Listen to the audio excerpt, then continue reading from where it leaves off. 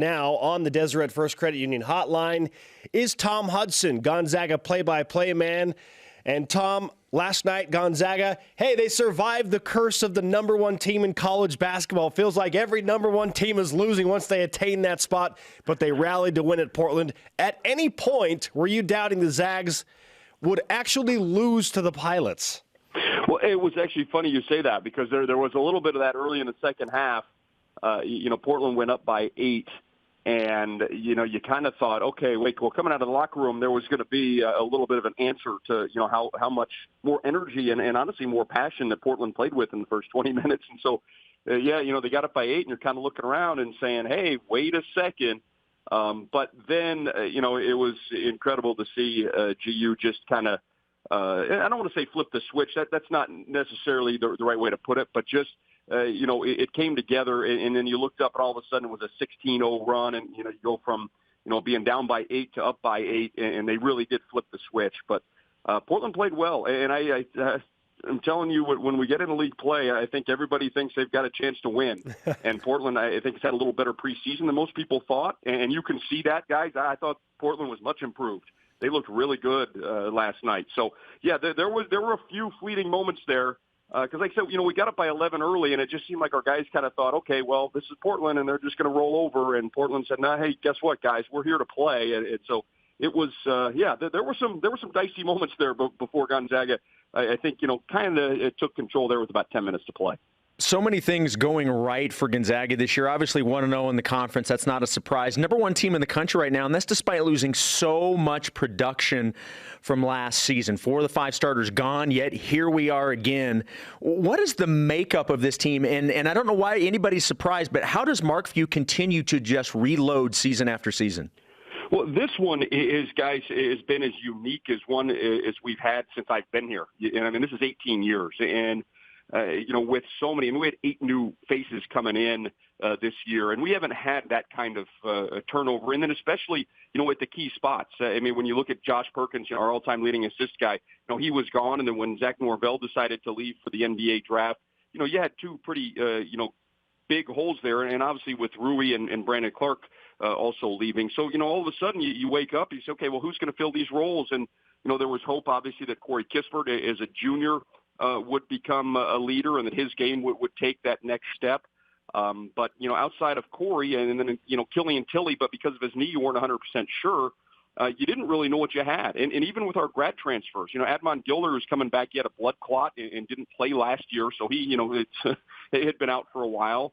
Ryan Woldridge was battling some injuries and, he didn't practice a whole lot in the summertime. So there were a ton of questions. And we've kind of chuckled a few times to think with all the talented teams we've had here, especially over the last couple of years, when you look at this group that nobody had any idea about, 4 months ago, to see what they've been able to do, and go to Arizona and win and go to Washington and win and beat Oregon in the Bahamas and dismantle. I know North Carolina's not playing very well right now, but to take care of them, and to go through the preseason 14-1, a lot of us are shaking our heads right now at the job that Coach Few has done in the way that this team has come together. Because, I think that we felt like, there was talent on this team, but, you didn't know how it was going to come together. And, with so many young guys, and especially having the question mark at the point guard position, the way that everybody has played has been, I don't want to say entirely surprising, but I'll say a lot of us are pleasantly surprised, if that makes sense. Sure. And, man, who can blame you for shaking your head at, again, losing so much production? And, again, the number one team in the country. Tom Hudson with us on the Deseret First Credit Union hotline, part of our West Coast Conference preview. Tom, how is this Gonzaga team equipped to handle the pressure, if you will, of being the number one team in America based on what's happened to so many number one teams this season?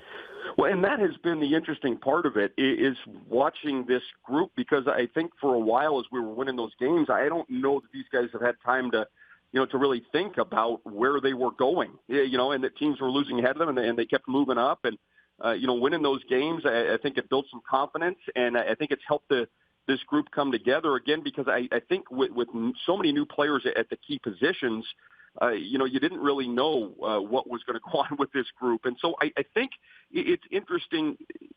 Coach Few said it after we beat Detroit Mercy. It was a little bit sloppy in the game coming back from Christmas break. He said, hey, we're trying to explain to these guys that you have to play up to being the number one team. Like, you have to respect that, and you have to show up every day and give that effort. And I think they're figuring that out. It was the same thing in the game last night against Portland. Adam Morrison and I were joking. I said, hey, you know what? I said, everybody wants to beat number two, but everybody really, really, really wants to beat number one. And so that there is, as Coach Few said, a responsibility with playing with that number one ranking. So, I think they're in pretty good shape. I think last night you kind of saw it, a little bit of a wake-up call, and then, we spoke with Filip Petrusev last night after the game, and I think even, he was admitting, okay, yeah, we need to show up a little bit better. This isn't going to be just us, rolling into the gym and beating everybody, like maybe last year. I mean, last year that team was so talented, you kind of felt pretty good every single night going in that, that Gonzaga was going to win. With this group, I still don't know that you're 100% convinced of that, but I think the guys got a taste of that last night, that, hey, if we don't show up and really be prepared and pay attention to the game plan and the scouting report and match the effort of our opponent, that, you could lose. And then all of a sudden you become that number one team that lost, and you get thrown in that group and everybody makes fun of you. And, and when you lose a game in the WCC, as we found out, unfortunately, over the years, because nobody has any idea about our conference really, outside of, the West Coast, gosh, if we would have lost that game last night, we wouldn't have just fallen from number one. I think you would have seen us drop, pretty significantly. So it is interesting to watch these guys in the way they go about their business, because it's a group that I don't think anybody expected to be number one right now. And, I think they're just kind of, just ho-humming along and just playing basketball. But I do think that last night served as a little bit of a wake-up call that, hey, Coach is right. We're going to listen to what Coach is saying now, because if we're not ready and we're not prepared, it could, it could lead to some losses. And if it leads to losses, then all of a sudden, a lot of things that they've drawn up that, I think midway through the season start saying, hey, we got a good team, and we could be a number one seed, and we could go, deep into the NCAA tournament. So those are the things now I think that they realize they're really playing for. Hey, Tom, in 10 seconds, WCC, how many teams get in the NCAA tournament? Some think it's a 3-bid league. How many teams do you think make it? I like 3 right now.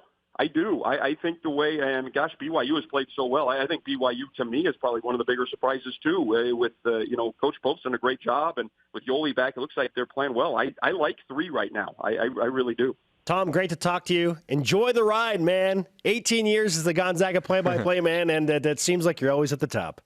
Yeah, I'm spoiled. That's all I've got. I am spoiled. I'm living a blessed life. That is the truth. Thanks, Tom. All right, hey, guys, take care. Great talking to you. Tom Hudson on the Deseret First Credit Union Hotline. Deseret First, you know why, we show how. It always goes through Gonzaga. We keep our